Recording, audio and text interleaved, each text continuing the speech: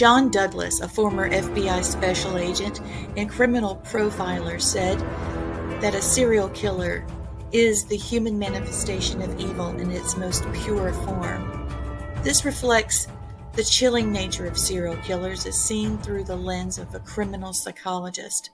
This is an 8-week special. Don't miss it on All Access Network Television.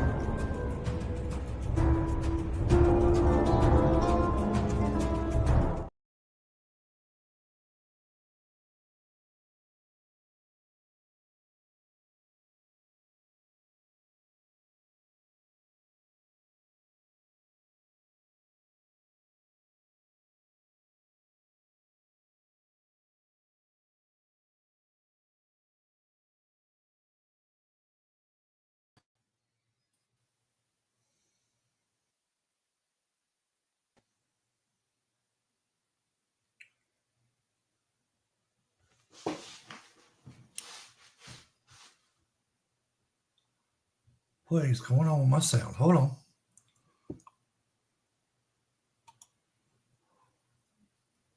Can you hear me? I can hear you, Thomas. Can you hear me at all? Yeah, I hear you. Okay, we couldn't hear Lee. Hey guys, can you hear me? Yes. She started it before my show was over and it did something. I don't know what it did. She just All right, needs you to there log now? out. Yeah, she needs to log out and log back in. Yeah, log out, go out and back.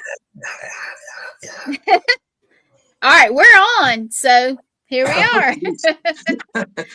Technical difficulties. Please stand Yes, by. exactly. Exactly. This show always does that. It's okay. All right. So we are talking about Pam Hupp. Am I saying it right? Yep. Hupp. Yep. And I tried to look it up some today and it was very strange. Very strange. Yeah, it's got to be one of the most bizarre cases in murder history in the U.S. So, Yep. Crazy. Yeah, Yeah. even I think. Can you hear me? Yes. Yeah. Teach me to get a new headset. Well, sweetheart, what happened, Lee? What happened is you started it before my other one ended, and you can't have them. Oh.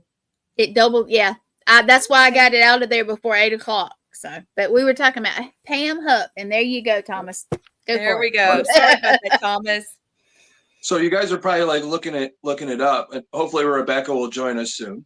And, she's right in here. Oh, Can good. I bring her in? Yeah. Okay. There she is. There she is. Hey, Rebecca. Hello.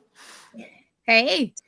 So just so you guys know, Rebecca and I met through another book that she just wrote that just came out on Friday the 13th here of December. It was on. I was part of one of the investigative teams that did a lot of work at the Enfield House in Enfield, Connecticut. So she wrote the quintessential book about the history and the haunting that happened there.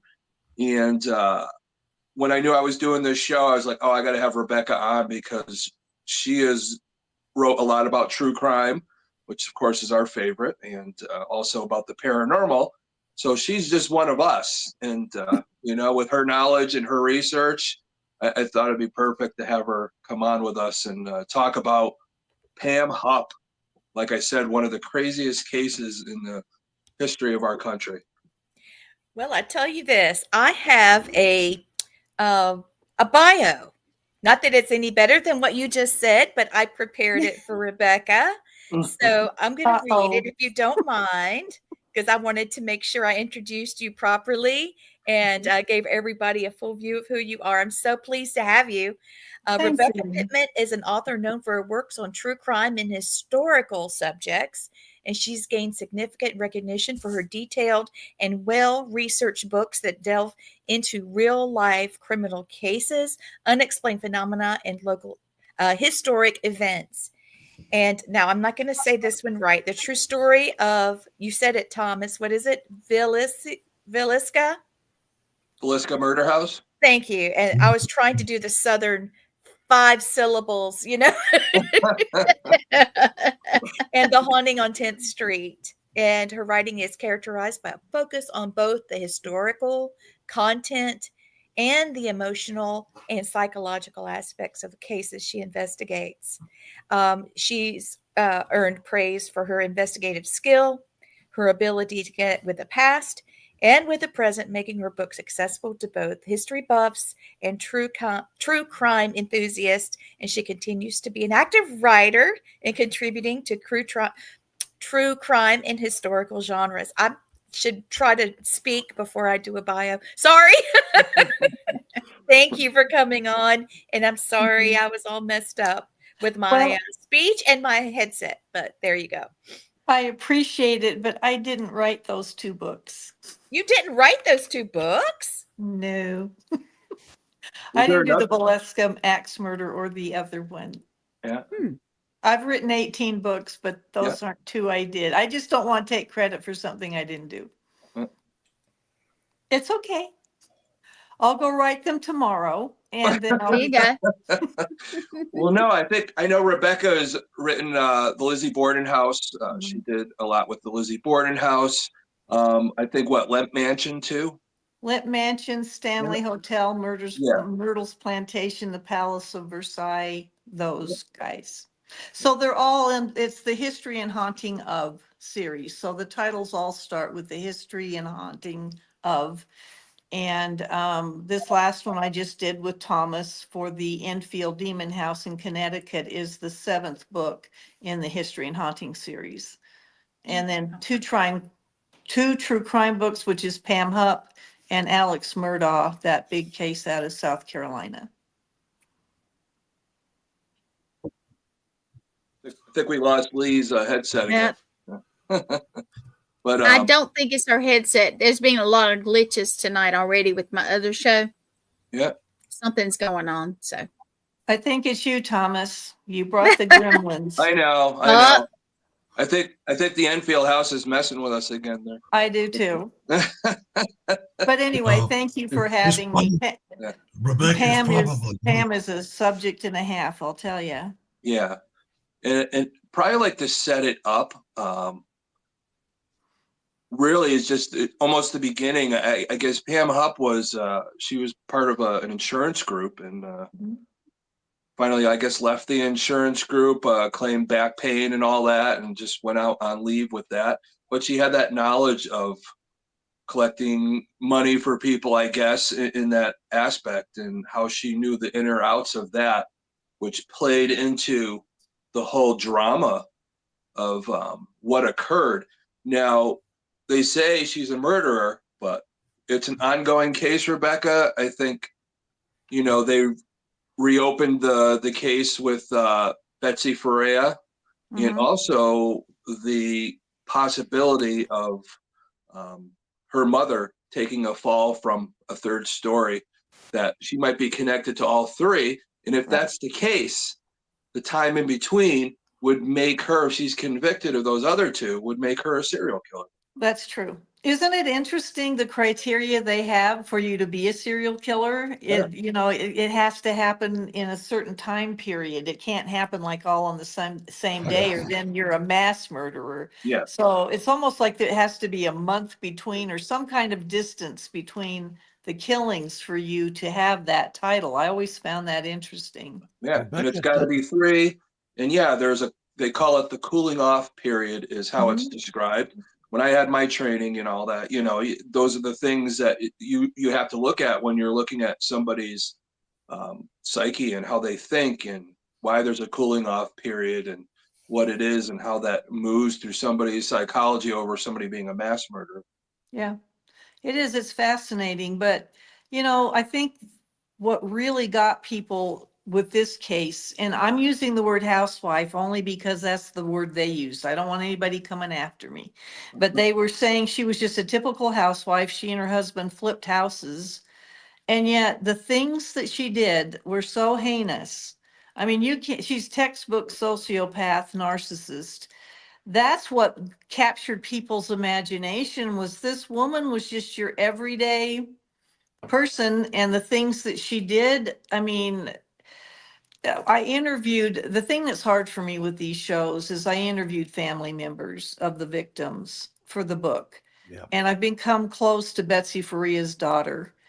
So it's really hard for me sometimes to talk about these cases, because if that was my mother and she'd been stabbed 56 times, I don't want Mariah or Leah, if they're hearing this, to think that this is just fodder for me to advertise a book or to talk about the case. Yeah. It was really devastating for them, and my heart goes out to them. And Rebecca, just so you know, I've talked to Lee and Gwen and Blaine before about this. Mhm. My background, I mean, knowing about the psychosis of a lot of these serial killers, but my main job is to teach people why people think this way and signs to look out for it. Now, when you know those signs and all that, you're more likely to be able to protect your family, yourself, or anybody around you. So I think it's important we do talk about this stuff. Yeah, it hurts knowing that and all that, but sometimes that stuff, when it happens, you need to let other people know so we could try and bring this down, hopefully. No, I There's always think going to that's a be, very valid yeah, point, and I'm glad you exactly. brought that up. Yeah. And I think we talked about this a couple days ago. I was talking to Lee and Gwen. They were telling me about something disturbing that happened to them down in Savannah, and we Yes. talked about it. And they both said, us talking about this stuff, the antenna comes up a little bit more when somebody acts like somebody we talked about, and it keeps us protected and how to stay away from certain people when they have those certain things going on, or to at least report it as suspicious or anything like that. Well, and I think this case is particularly important for that Mhm. reason, because this is a female. Yeah, And they only make up 5 to 7% of the serial killer population. So we're not usually radar going off when it's a female, especially one that was just an everyday person like Pam Hupp. I'm still shocked when I think about this Yeah, case. definitely.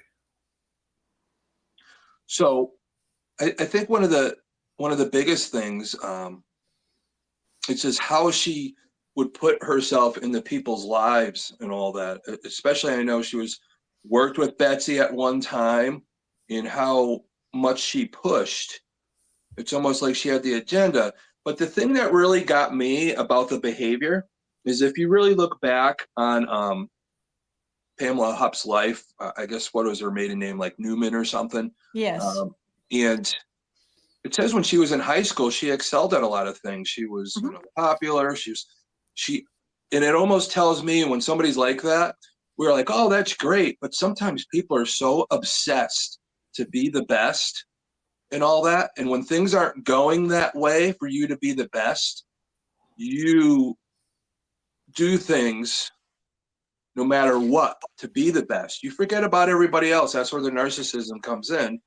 And you do these things, how crazy they are, because you want to be the best, you want to be the wealthiest, you want to be this, you want to be that, and you just forget about everybody else around you. And it just, really for her, it just spiraled so bad that she had to keep covering things up, and it just got worse and worse.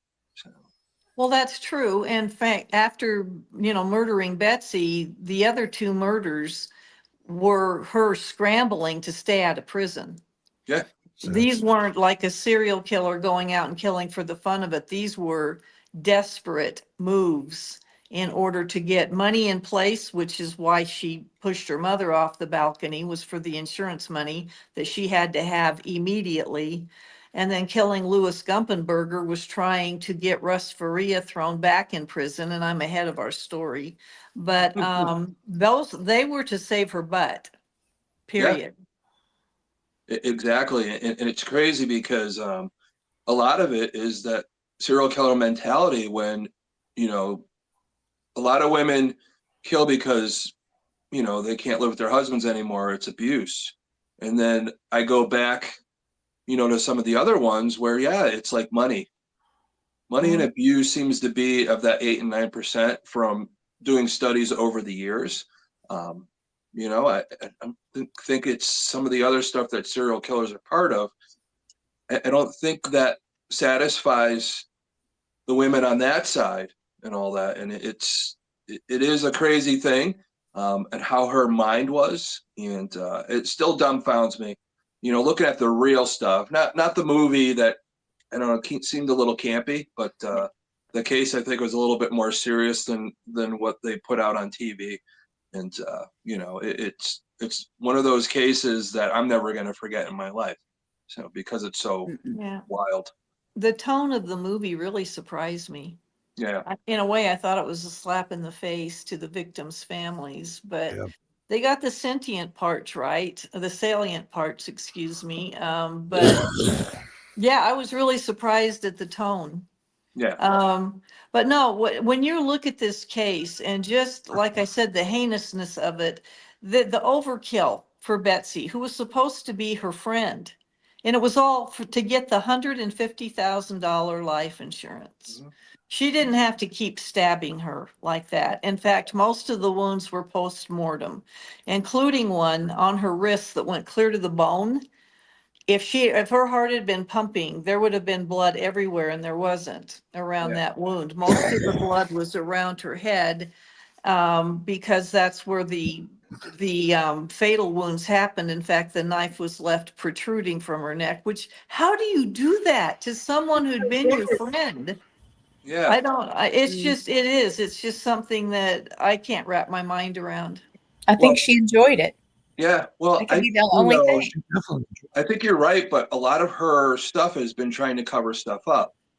I think she tried to set a scene because psychologically, when somebody's like, let's say you found out some of your spouse cheated on you, you're a guy, and you kill, it's that passion, that over and over and over again and all this other stuff.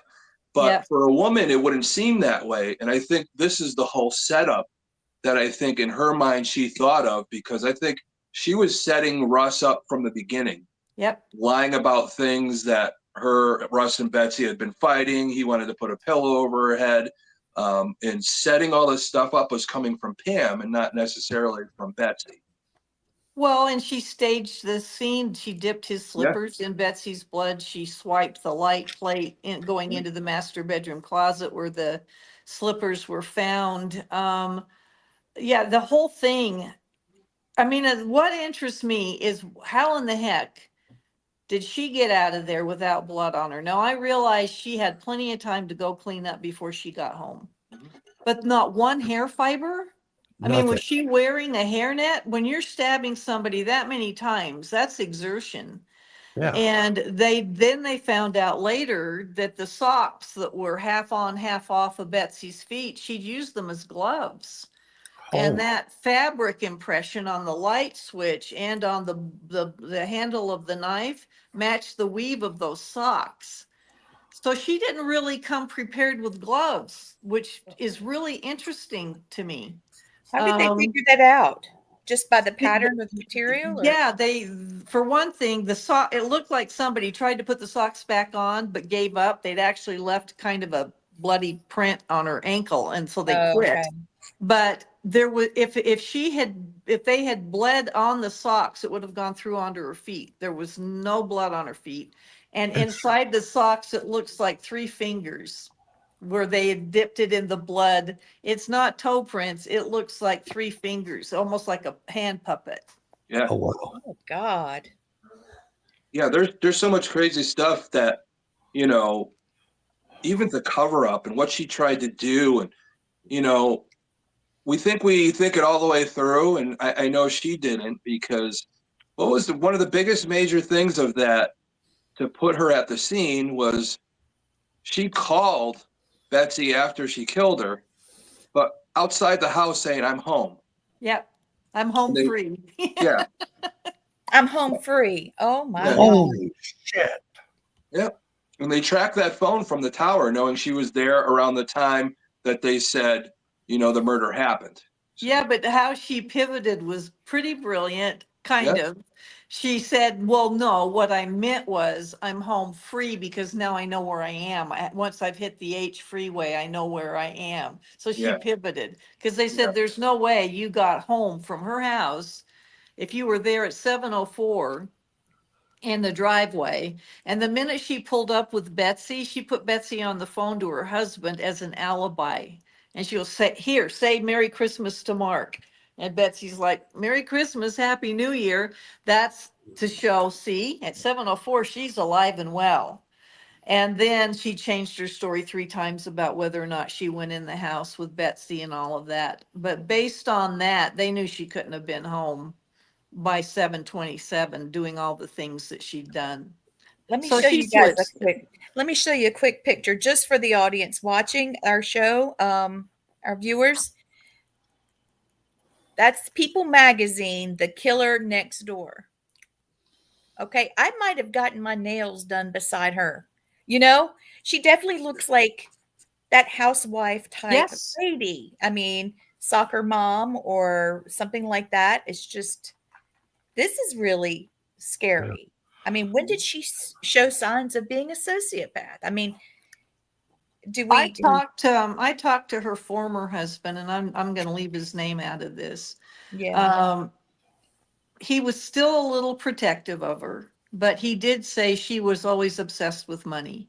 She didn't have a lot of money when she was in high school. She may have been a cheerleader and all of that, but I think she always felt there was a hand in her face. She reminds me a lot of Lizzie Borden. If you think of Lizzie Yeah. Borden's murders, they were overkill to look over here. A Right. woman couldn't have done this.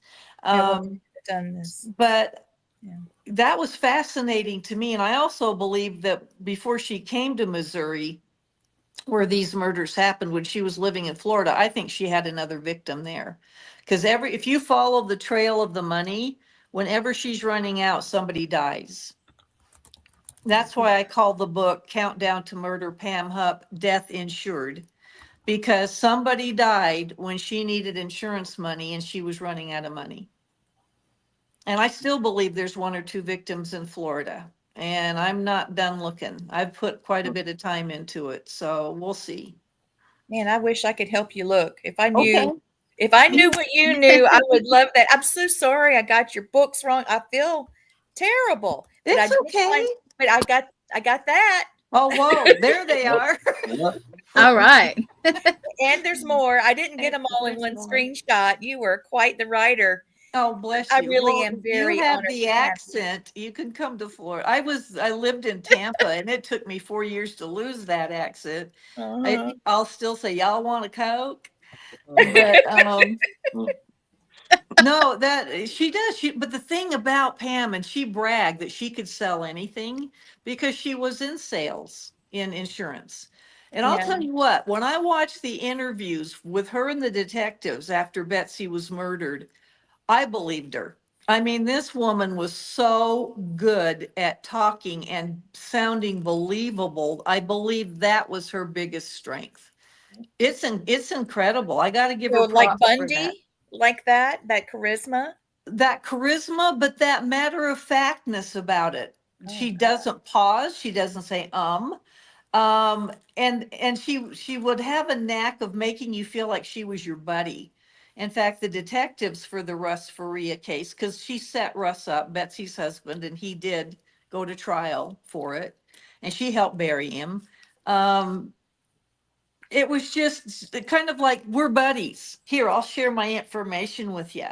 And they'd say something to her, and she'd go, oh yeah, oh yeah. I mean, she was just so, you didn't see her as a sociopath, and they bought everything they said because they thought they had their guy. So anything else she could tell them, they're going, sweet, write that one down. It was Wow. amazing to watch. Yeah.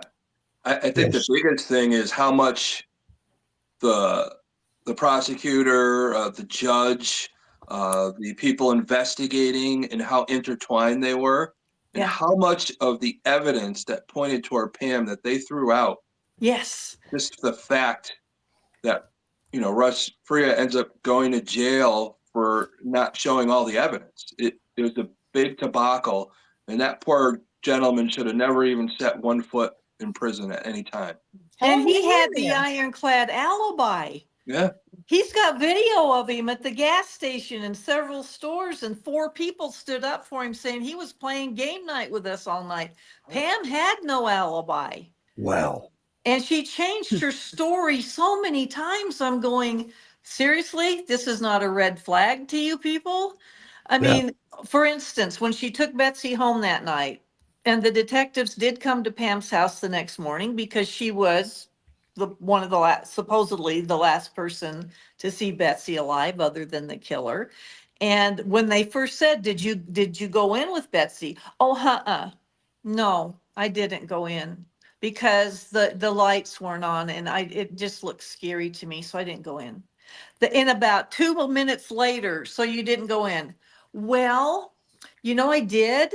I went in and I turned on the foyer light and I turned on the living room light. And only just before that, she said Betsy went in and turned on the living room light.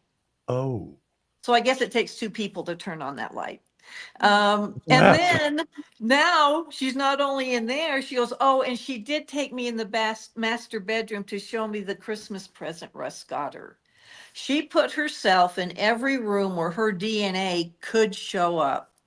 So she went from not going in the house to getting the grand tour. I mean, and that wasn't suspicious to them. I mean, that amazed me. Yeah, me too. Yeah. And the biggest alibi for Russ was his friends there. Mhm. And they allowed this in court, that the prosecutor, or the Askey or whatever her last name was, Mhm. and she said, well, maybe her friends were in on it and pretended to be him at all these different locations. Yep. They said So what they ridiculous. thought was that one of them went to Arby's to get the receipt for him and then ran it over to him. Because he Yeah. did go through Arby's at 9:04 and got home around 9:28, something like that, and called 911. And what buried Russ was the 911 call. He is wailing. They did say it sounded over the top, but he said she committed suicide. That's what buried him, because the first detective took one look at her and said, this person did not commit suicide. She had all these stab wounds. Now, at the time, they hadn't started counting all of them. And to Russ's credit, she was wearing dark clothing and in that state of shock, finding a knife in her neck, and he saw her wrist cut. And she had tried to commit suicide before because she was dying of cancer. Oh. And that was his first reaction, was that she did. But that made him look all the more suspicious, because as soon as the detectives looked at her and started seeing all these wounds, they're going, there's no way this lady committed suicide. It was a murder. And so it actually really hurt him. Yeah. But that's always what you're going to do as an investigator. No matter what happens, no matter what's going on, the spouse is always going to be the first person that's going to have the most suspicion on them. Almost like 75% of the suspicion is always going to be on, the spouse. Yeah. And the rest of it might take a look at maybe something else. But I think in this case, they just looked at Russ. That was it. Everything else is just thrown out the window. And, how obvious it was, and for nobody to look into it further, or for it to be thrown out in a court case. That's where the turn really made this case so crazy, I think. Our court system and how people look at things and how things get away like that. There's so many people in prison right now, probably this, being in the news and we're talking about it. Who's to say there isn't other cases where people got set up like that? It just wasn't as bizarre. I think there's a bunch. Yeah. I do. I mean, the fact is, there was no robbery. It wasn't for a burglary. Her purse was right there on the floor. Nothing was taken. Yeah. So it looked Well, like there was crime stuff of taken, passion. of course. What? There was stuff taken in the long run, because I think we should tell these guys that, when a couple days before, Betsy was murdered, she signed over all her her money or whatever to Pam.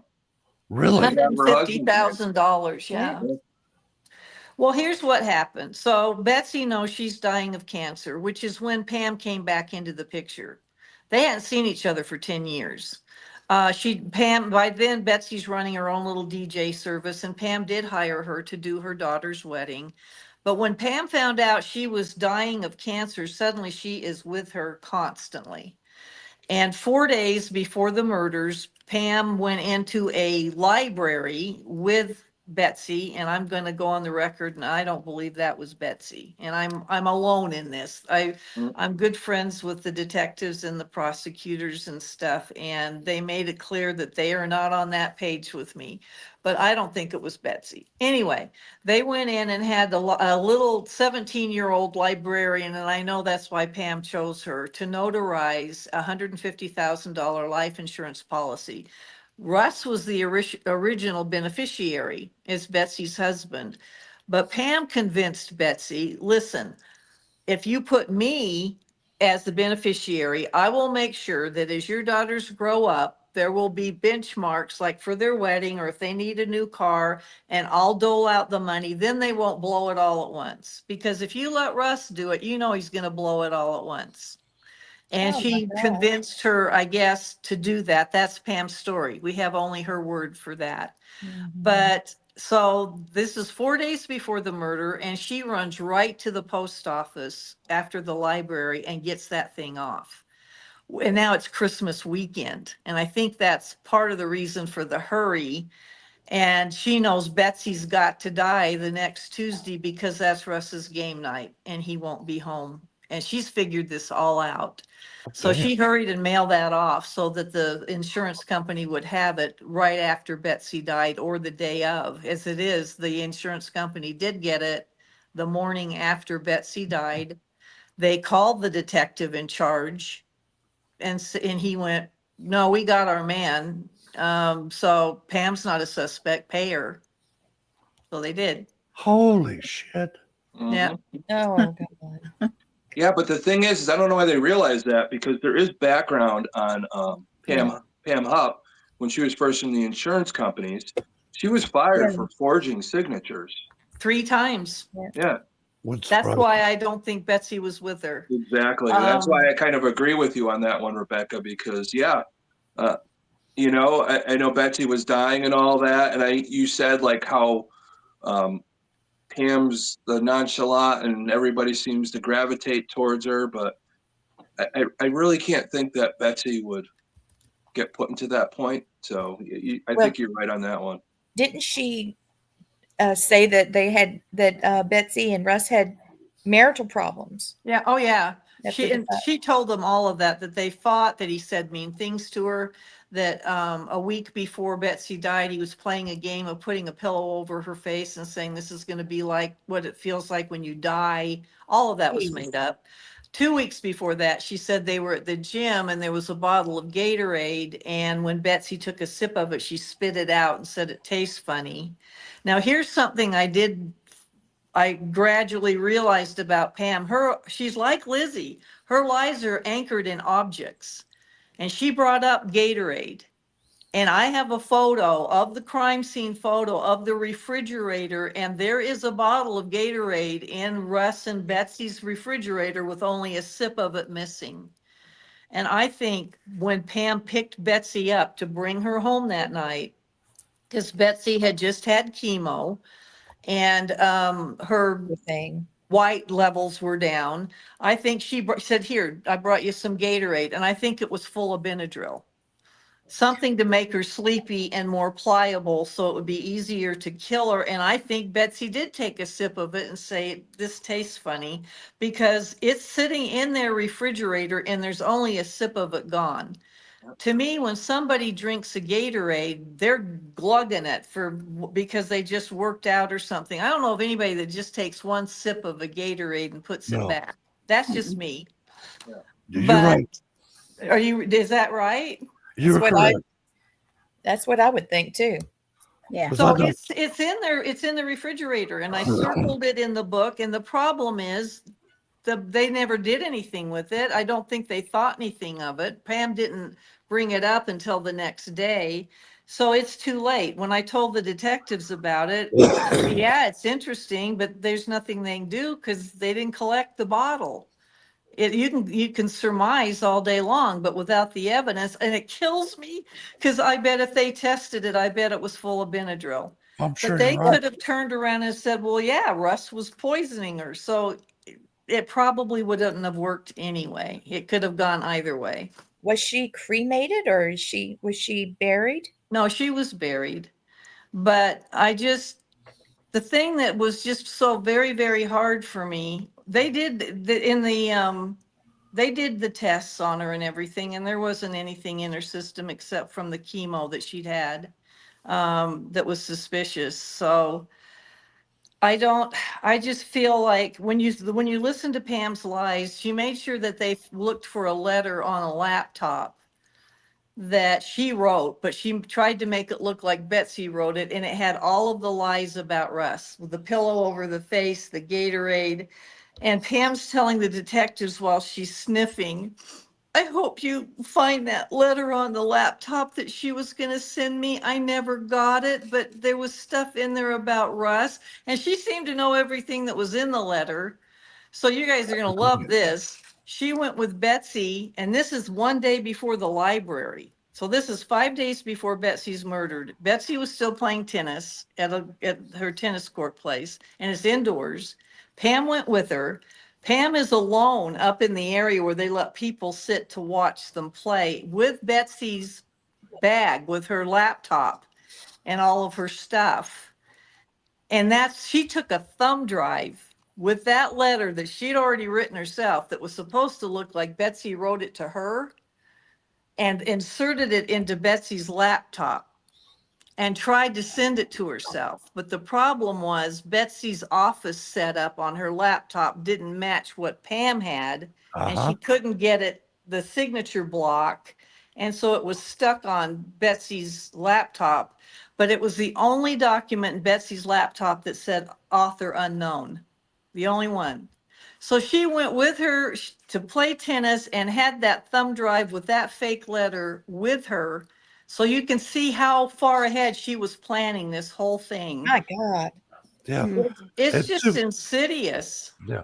And two, with that hard drive, it has a signature for that little thumb drive on every one that's made. Most people, unless you're an IT person like me, would not know it's there, but it has its own signature. So it could tell on the computer it came from this drive with this MAC ID on it. Wow, that's impressive. They were able to tell it didn't come from her laptop. So Yep. I mean, but here's the thing. This is why I don't think Betsy was at the library, because the signature on that life insurance form, and I'm thinking, okay, if Pam forged that, because we know she forges stuff, where did she get Betsy's signature? And I thought, she's sitting there with her backpack, her wallet, everything else. Betsy's library card is in that wallet with her signature on the back of it. In fact, Pam used the library card when she went into the library to get that thing notarized and checked a book out at the same time. And I thought, I'll be danged. I think she copied the signature off of the back of her library card and somehow manipulated it, copied and pasted it somehow, and got it onto that insurance form. Well, let me ask you this. Okay. I know if a notary signs something, there has to be both parties involved for them to notarize it, because they got to see both signatures done at the same time or both done. How did you get past that? It was already filled out. And Well, Betsy supposedly hung back behind. Betsy never talked to the librarian. Pam did all the talking. And I don't think this girl was a notary. I think she just witnessed it. okay. And I think Pam deliberately picked a young girl she could intimidate. She'd only been working there 2 weeks. Yeah, here, sign this, Yeah, and it was the library Pam used. So she probably thought, perfect, here's this Okay. girl, this is perfect. But here's the thing, I interviewed Pam's former boss at her State Farm Insurance Company. And he said, Rebecca, and I won't go into it because I want to take up with that part of the story, but there was something that happened and he got in trouble. And when he saw a letter that he supposedly wrote, he said, I don't know how she did it, but that was my signature. And I don't know how she did it. And here's the guy looking at his own signature and couldn't tell how in the world she copied it. I think she used the old light box trick, because a copy and paste, you can tell, even if you've run Oh, that yeah. through a copier a million times, forensic experts can look for pixel deviation on the paper. I think she just put it on, like you can put a lamp under a glass, like a glass table, so that it shows the document and you can Put it on the trace glass door with the Yeah. sun coming in. Yeah. And I think Not that that's I've what done she that. did. I haven't done it. Yeah, this is Uh-huh. suspicious. But Pop my no, I hand. mean, she loved everything she checked out was true crime books or murder mysteries or Well, that Lord, kind of thing. So I they think would she think learned it terrible things of somewhere. me because No. I do that too. But she Yeah, was, she was a don't look at my library. It's bad. yeah. So I do. I'm dying of curiosity. I saw this picture of Pam. oh What's yeah. wrong? What's Yeah. going on with her neck? Oh, I Okay. know. Yeah. Do you want to tell it? Yeah, not a problem. So when she was implicated for, I think, which one was that? Gumpenberger? Louis Gumpenberger. Yeah. So, so she knew she was caught, I think, in that situation. You know, what was the thing she did? She pleaded. There was a certain type of plea that she did. No, that came later. Oh, is that the plea later? Yeah. Yeah. But This is she was when they so brought her like, in and told yeah, her she she was took a arrested. ballpoint pen and tried to kill herself. She stabbed herself in the neck, and that's the bandage from when they had to rush in and take care of it. Yeah, they were having her sign her rights that she was under arrest for killing Lewis. Yep. And they left the room and they left the pen sitting there. And you see her eyeing it. And then she had a bottle of water and she kind of slides her bottle of water over toward the pen and brings the bottle back with her with the pen, slips it into her band. And when they came back in, she goes, I need to pee. Can I use the bathroom? And she went in there and started stabbing her neck and her wrists and everything. And that's what the bandages were. That Oh, wouldn't be the first time a prisoner's done that. no. I worked on a case and they stabbed his temporal lobe here with a nail. Ah, Oh, yeah. did he It's die? crazy. Eventually, but Oh. it wasn't the first time around. He had to do it more than once. No. So, yeah. What, Also, what was that how one with the because when for the Gumpenberger, this woman will never admit she did anything. So she did an Alford plea. Do you guys know what the Alford plea is? That's when you No. accept the charge and all that, but don't admit that you did anything. It's like nuts. It's like I what didn't kind know of that plea is that? existed. What? Yeah, Well, she doesn't have to basically say she was guilty of anything. She just accepts whatever. So you're admitting the prosecution probably has enough evidence to convict you, Oh. but you're not going to say you did it. yeah, And it's See, called an Alford plea. I always thought that was a no contest plea. Wow. yeah. Well, they what is it, Alfred? I think some states it's called the Kennedy or something like that. But But no, she's in prison for life right now yeah, for killing Lewis. yeah. And oh my gosh, can I tell the Lewis real quick? Please. Oh my God, that Oh. one's crazy. Yeah. So Bless what his happened heart. was, as Russ's trial is getting ready to go, Detective McCarrick, who has become Pam's good buddy, he brings her in and he goes, listen, you got $150,000 life insurance policy. She goes, yeah. And he said, and you told Betsy you were going to put it in a trust for her daughters. Yeah. Have you done that yet? No. He goes, well, that looks a little problematic. So before the trial starts, you need to do that because that could look bad. Oh, okay, I will. I will do that. I will set up a trust and I will do that. Well, she'd already spent it. Of course. So, literally 20 days before the trial, they asked her again, did you put the money in there? I will. That's when she pushed her mother off the balcony on Halloween, 20 days before Russ's trial was supposed to start, to get $100,000 off of her mother's life insurance policy. And so she didn't put the whole 150 back in, but she put the 100 back in. And she was cutting it close. She only got it 4 days before Russ's trial started and slammed it back in there. Russ is found guilty. He is charged with first degree murder for his wife. He goes to prison for, it's supposed to be for life without parole plus 30 years. And so at that point, the daughters are suing her for the money. And during the deposition for that civil trial, where for the daughters wanting their money, she blew it. She's all cocky now. Russ is in prison. And so the two lawyers say, so you're saying now that you didn't put any money in the trust? I didn't say that. I said it was a revocable trust and I revoked it. Oh So my you're not God. giving them any money? Nope. So when she walks out all cocky, but the lawyer jumps on the phone, calls Russ's lawyer. He goes, "You're going to want to hear this." Because Russ's lawyer has been looking for any new evidence he can find to get Yeah. Russ a new trial. He goes, "Pam just revoked the trust."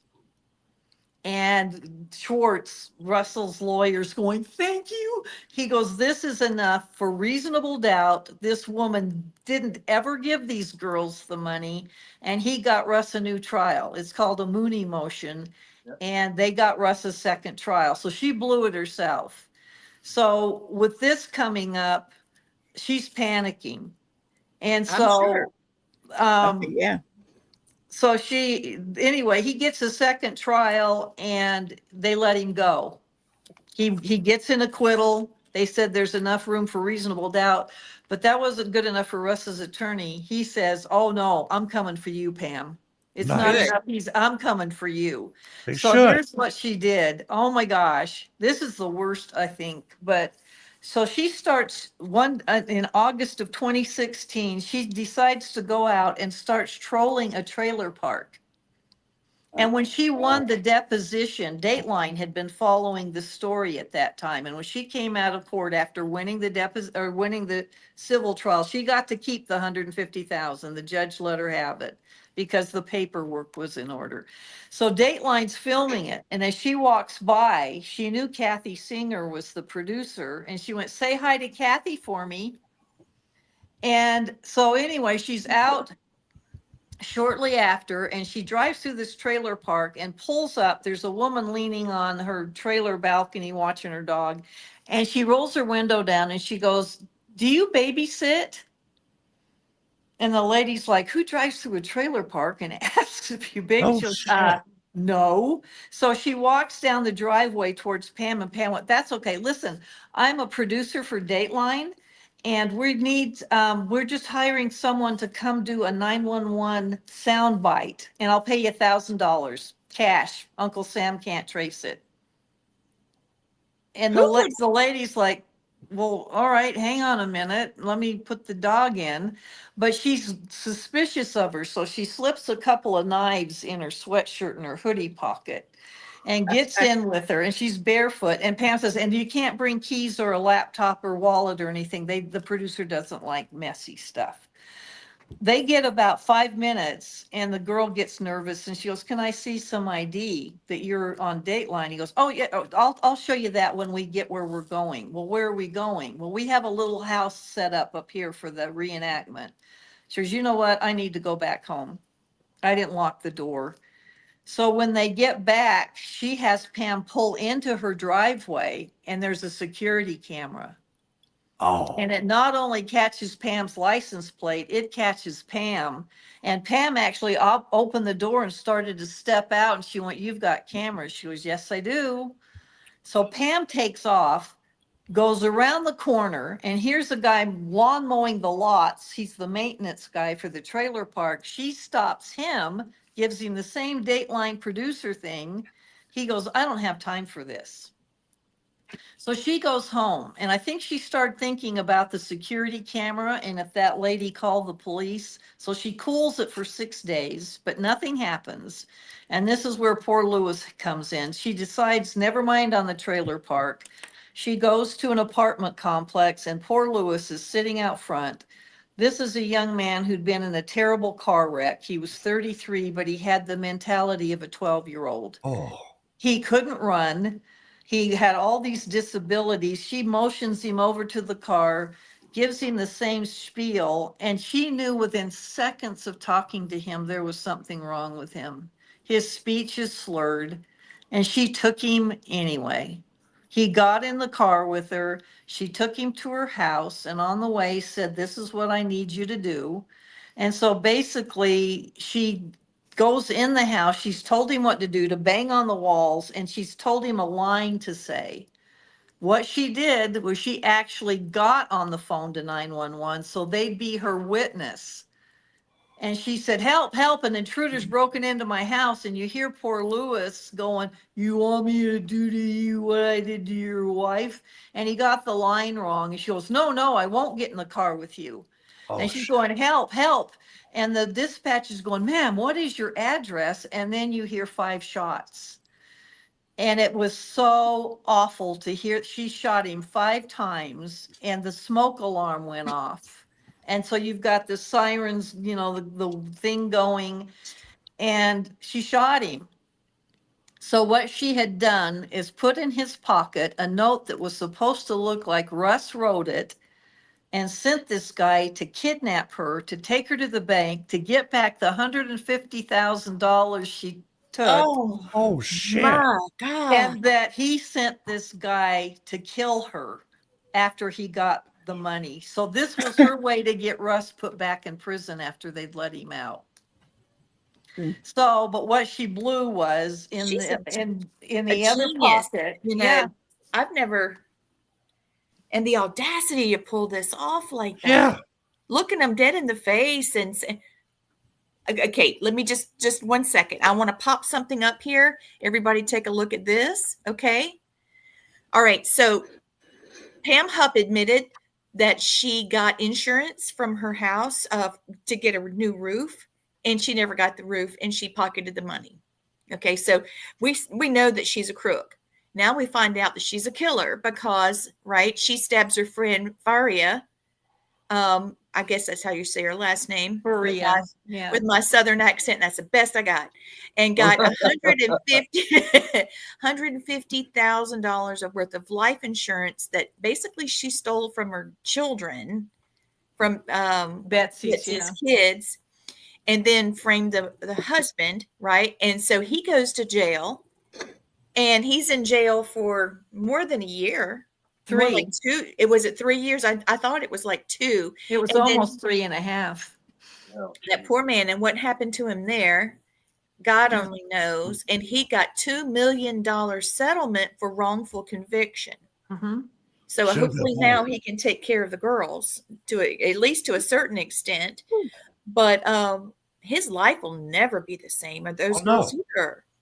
No, I mean, he seems to be okay now, but I just, the girls never got any money. Yeah. But the thing is what sunk Pam with Lewis is that the note was in one pocket, but in the other pocket was a Ziploc bag with 9 brand new $100 bills. Because remember, in fact, the ransom or the note that Russ supposedly wrote said that he was paying him, but she Right. only put 900. She didn't put 10 $100 bills, but they were in sequential order. They were brand new, fresh out of the bank. And they found in Pam's nightstand drawer another $100 bill in the same sequential What order. a dumbass. So she's a cheapskate. That's like Okay. 1 in a trillion chances that would happen. And then they found the dollar store receipt for the knife that she says he held to her neck, and the pad and the pen that the note was written with. So she's definitely cheapskate. Went to the dollar store to get her. Yeah. Oh man. Now, you want to know something bizarre? And just, Rebecca, I don't know if you know about this one, but I read something kind of digging deep down the rabbit hole that Russ, after he got out of prison, a few years have gone by, he has, I don't know, a new wife or a new girlfriend. And the new wife and girlfriend is the one that Pam tried to talk into the car. Get And they talked together and they ended up, now they're together. Yeah, I think they The one got, from I the think they trailer got park. married in 2022, Holy but yeah. Oh man. Okay, Well, That they makes it both even were more bizarre. victims. Good for Russ and the woman and all that. Yeah. It's so weird how some people come together over something so tragic like this, but Yeah. that just makes it even more bizarre. That is exactly right. I just looked it up just for S&G. You know what that is. you know. Shit, Yes, All right. Yeah. So Stuff, her stuff name and is, giggles. yep, that's it. Russ is married to Carol McAfee, the woman Pam Hupp allegedly tried to lure back to her house. Russ said that he met Carol under unusual circumstances, but that she is supportive of him and his quest for justice. Oh my Lord. Now, And this is Rebecca, all ongoing. where? What? Wayne, this is all ongoing. So I know you wanted to Cool. say something. Yeah. Okay. I just read something today that her lawyer, this is back in September, requested DNA evidence that would exonerate her. Yeah. Blaine Okay. told me that earlier. I haven't seen it yet, though. Well, I know that when they decided to go after her for Betsy's murder, it is the death penalty that they're going for. So no more Alfred Police stuff. And I kind of keep in touch with the people, and I'm not, that's as far as I want to go with it. Sure. But so basically her trial is now set. It's at this point for summer of 2026 because they are literally starting from ground one because Russ's trial was so contaminated and Oh. false evidence and all this stuff. So they've redid all the DNA testing, all the interviews, because a death penalty case is a big deal. And if you get it wrong, it can, it can go on in anyway. She's going to always be in prison for Lewis. But so as far as I'm sure her attorney's going to try to do everything Sure. he can. And for all I know, she could have planted something else at that crime scene, but Okay. it's too late. They've gotten everything that I'm aware of. Okay. I just looked it up because, I got to know. I just got to know. And it's something to do with the bloodied light switch in the sock. Yeah. Something to do with that. Well, that's where her DNA is going to be. So Yeah. It Of says course it will. his name is Stephen Lewis. Defense attorney Stephen Lewis says the DNA information could exonerate his client. He said Hupp's DNA was not found on the murder weapon, on a bloodied light switch within the home, or inside a pair of socks that were used to spread blood around the crime scene. You know what's interesting? They did find an unidentified male DNA on the light switch blood, if I remember right. And I don't know if that's what they're going for. Oh. But the doesn't thing take much. is here's my take on it. If she was using those socks as gloves, Betsy had just worn those to her chemo appointment. And you're there for hours. My guess is she may have kicked her shoes off. You're walking around, you can pick up any amount of DNA, including an unknown male. And I don't know that this is going to carry a whole lot of weight. If anything's going to get contaminated, it's socks. I'm constantly walking around in socks without my shoes on.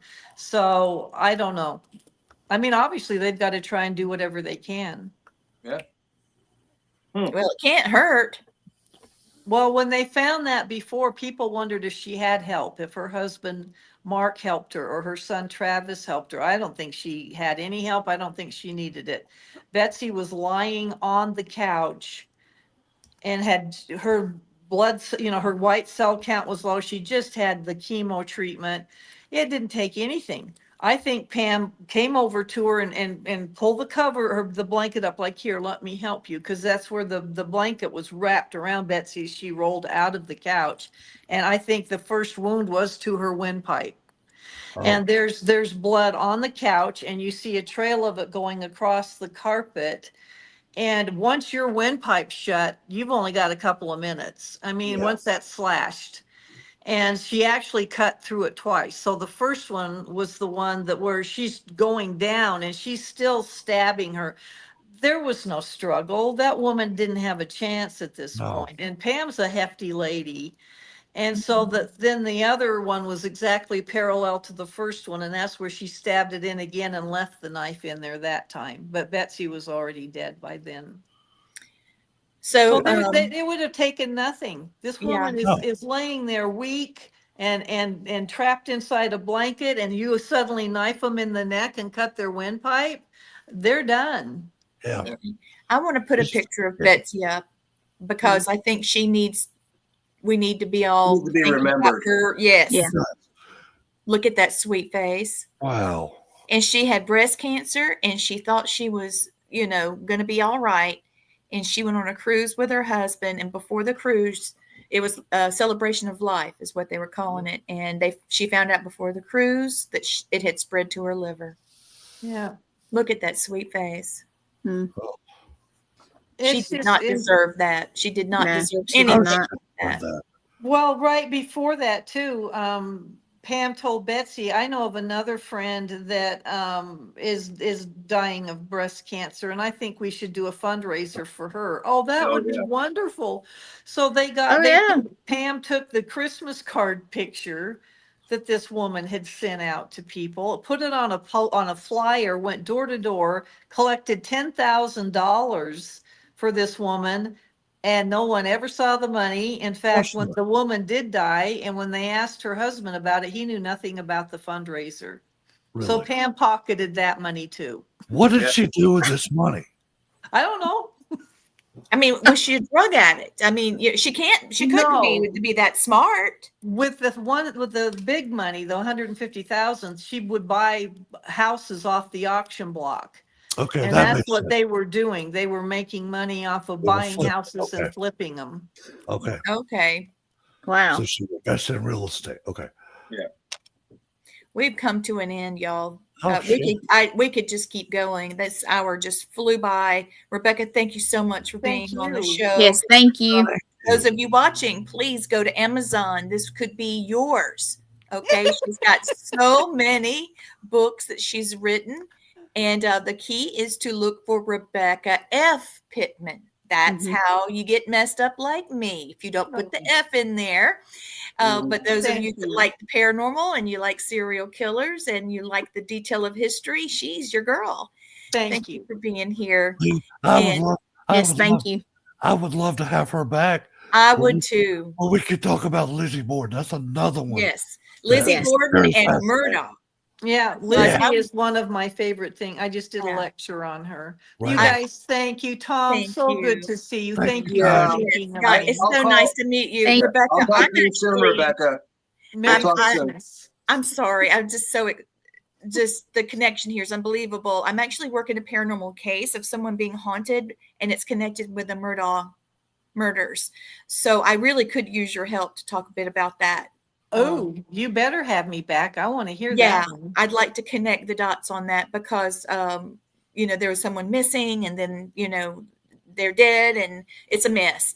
So yeah, those of you watching, thank you for watching us. And I wanted to give you this last message before I close out. Most of my life, I felt so alone, even when I was with people, until I met you guys that watch us. Okay. Thank you for watching. Merry Christmas. And until we meet again. Good night. Thank you. Good night. Okay, I'm going to hit the button. I'm doing the thing again. I got it. I got it.